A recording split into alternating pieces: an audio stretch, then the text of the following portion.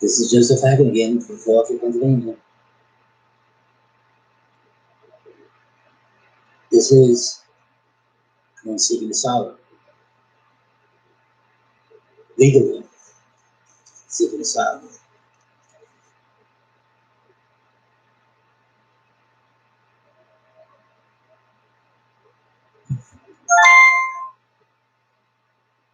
This terrible king, Donald Trump, he thinks that they shouldn't hate him. So think again. You're going to come to the land and you're going to just thrust us out, throw us out. This hatred that you've shown to them, they want to love you. I don't think so. There's cases in point. I seek asylum. A woman named Cindy Garcia, husband, Jorge Garcia, of Michigan, was deported and separated from his wife and children by ICE and sent back to Mexico in January 15, 2018. The ICE agents are Nazi-like. Donald Trump, like Hitler-like, blaming the economy on the Mexicans, bad economy on the Mexicans.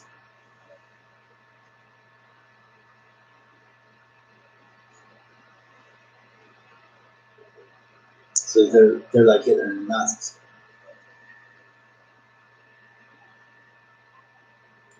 He came to the United States. He was only about 10 years old. He was innocent of wrongdoing. The only crime was that he is a so-called illegal alien. Another incident was when a mother and daughter seeking asylum, legal, from the Democratic Republic of the Congo in Africa, in the United States, were separated by the United States government. The mother was sent to California and the daughter was sent to Chicago. They are not illegal before God Almighty. In 2017, the majority of those arrested were first convicted or charged with a crime, though many of those crimes were low-level traffic offenses. Still, some were innocent of all while being in the country illegally. The number of non-criminal immigrants arrested in 2017. The number of non-criminal immigrants arrested in 2017 increased up to 15,600 compared to 5,498 in 2016. There have been plenty of migrant families coming to the United States seeking asylum at the United States border, seeing themselves separated from their children.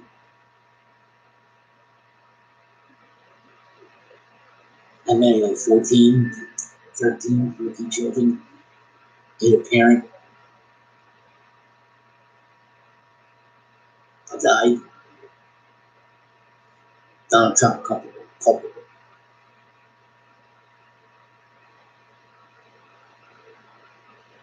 Migrants seeking asylum at the border, according to law, are legal. And President Donald Trump blaming the Democrats for parents being separated from their children. Jesus calls even himself an alien, a stranger to the earth. Excuse me. The Lord does not see like man sees. At the heart of the matter of these events is the putting of man's laws above God's laws. You put yourself first over your neighbor, and your neighbor is the so-called illegal alien who is justifiably in need of your help. Then you do not love your neighbor as yourself. and violate God's commandment to love your neighbor as yourself. Putting yourself first in this case is sin. This was the real sin of Sodom and Gomorrah that caused the judgment of God.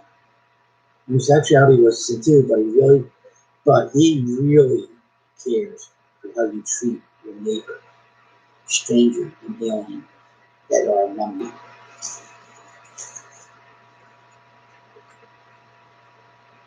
But if Jesus himself were in the United States today, he would be viewed as an illegal alien, and he is the creator and owner of all. Jesus, along with his Father, created the heavens and earth, and all that is in them, man being the crowning of all his creation. Government was created by God himself for the people's sake, and for their benefit, not for man's detriment. He sets the rulers and can set them aside. However, he does not set aside his moral laws. In the first epistle of Peter, chapter 2, verses 11 to 12, he talks to Christians and says, "Beloved, I urge you as aliens and strangers to keep your behavior excellent in the land. For as long as they keep the law, they shall live in peace. But if the inhabitants should get jealous or have a dislike for you, or even want you out, let that be on them.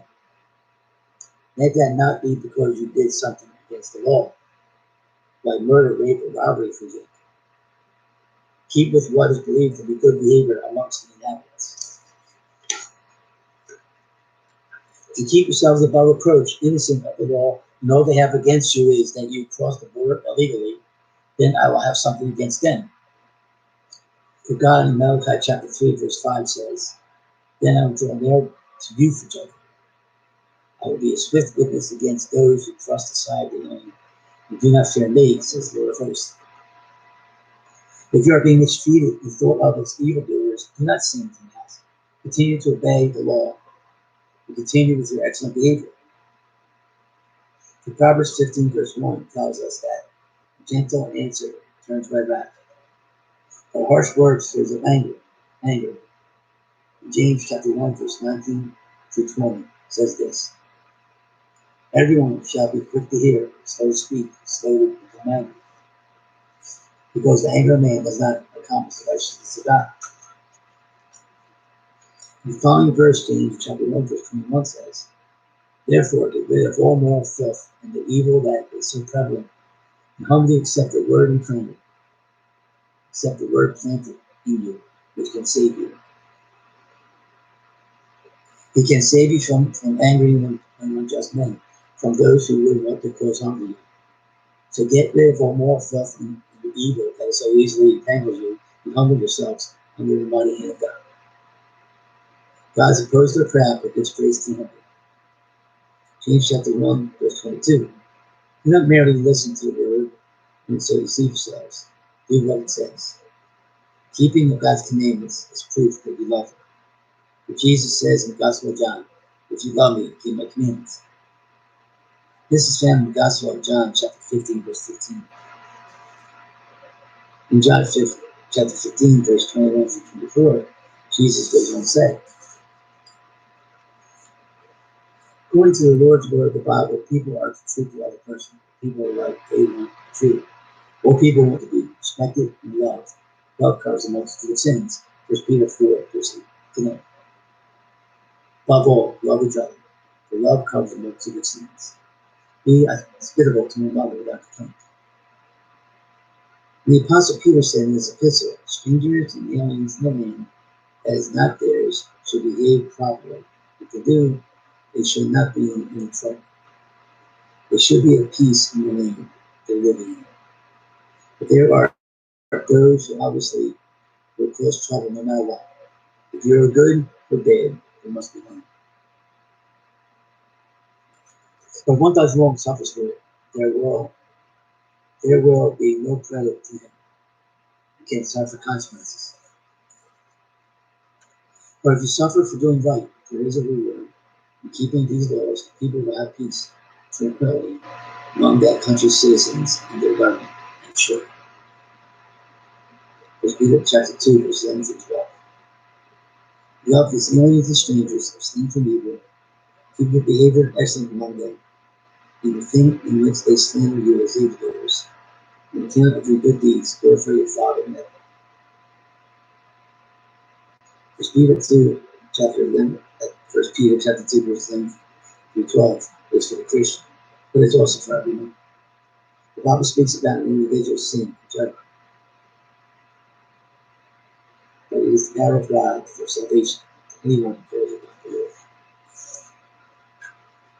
Whoever has my commands and keeps them is the one who loves me. The one who loves me will be loved by my Father, and I too will love them and show myself to them. Everyone who loves me will obey my teaching. My Father will love them, and we will come to them and will make our home with them. Anyone who does not love me will not obey my teaching. These words you hear are not my own. They belong to the Father who sent me. It also says in Exodus chapter 20, verse 1 through 6, when God gave his 10 commandments to the people, it begins with, and God spoke all these words, I am the Lord your God, who brought you out of Egypt, out of the land of slavery. You have no other gods before me.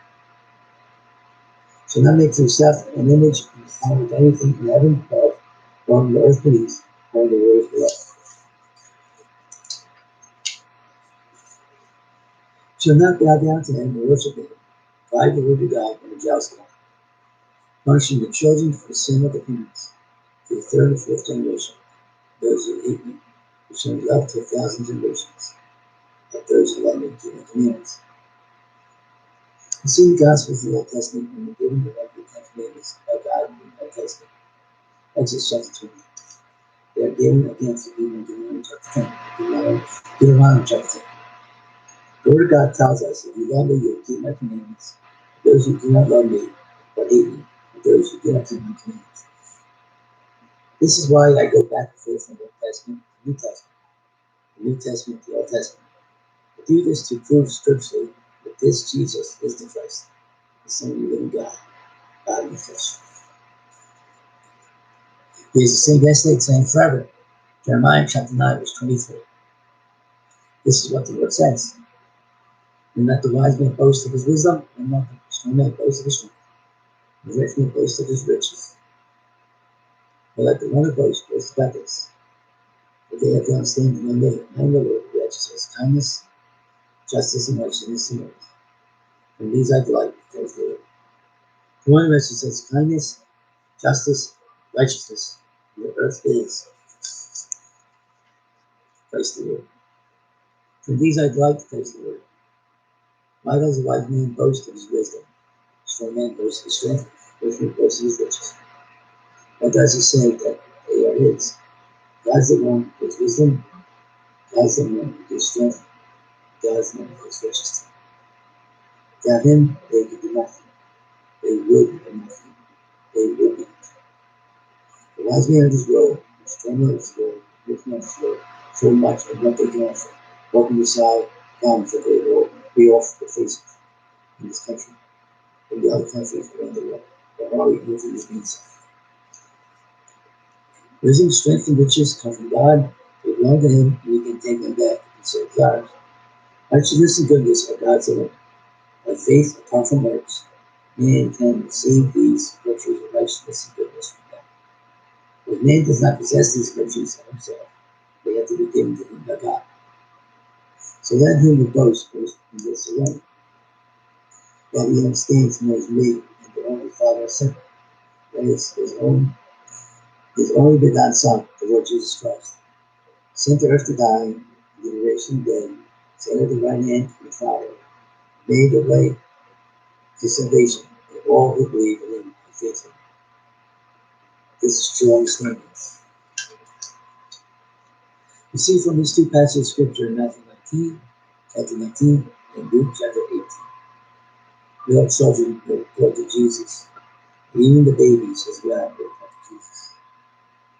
The Lord Jesus Christ takes 100% seriously how you treat your neighbor and how you treat your children.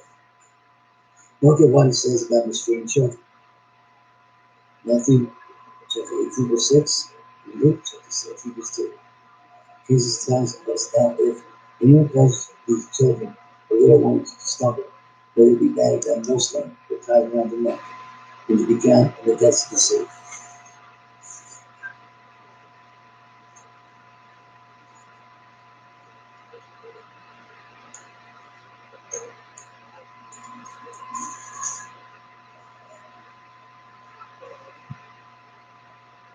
Can we stop there? About in a couple minutes, I will